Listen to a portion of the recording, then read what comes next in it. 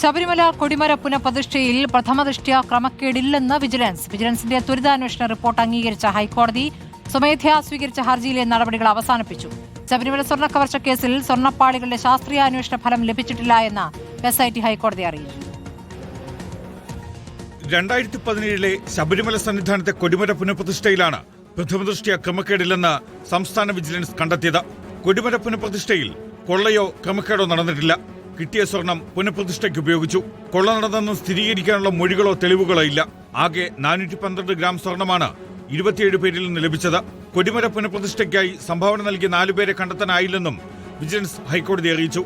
ത്വരിതാന്വേഷണത്തിന് നിയോഗിച്ച ഉദ്യോഗസ്ഥൻ ഹൈക്കോടതിയിൽ നേരിട്ട് ഹാജരായാണ് റിപ്പോർട്ട് നൽകിയത്. റിപ്പോർട്ട് അംഗീകരിച്ച ഹൈക്കോടതി ദേവസ്വം ബെഞ്ച് സ്വമേധയാ സ്വീകരിച്ച ഹർജിയിലെ കൊടിമര പുനഃപ്രതിഷ്ഠയുമായി ബന്ധപ്പെട്ട നടപടികൾ അവസാനിപ്പിച്ചു. ശബരിമല സ്വർണ്ണക്കവർച്ച കേസിൽ ജാംഷഡ്പൂരിലെ നാഷണൽ മെറ്റലർജിക്കൽ ലാബിൽ നിന്ന് സ്വർണ്ണപ്പാളികളുടെ പരിശോധനാ ഫലം ഇതുവരെ ലഭിച്ചിട്ടില്ലെന്ന് SIT ഹൈക്കോടതി അറിയിച്ചു. പരിശോധനാ ഫലം ലഭിച്ച ശേഷം പ്രതികളെ വീണ്ടും ചോദ്യം ചെയ്യാനാണ് SITയുടെ നീക്കം. അന്വേഷണ പുരോഗതി റിപ്പോർട്ട് പരിഗണിച്ച ശേഷമുള്ള ഹൈക്കോടതിയുടെ ഇടക്കാല ഉത്തരവ് വൈകിട്ടോടെ പുറത്തു വന്നേക്കും.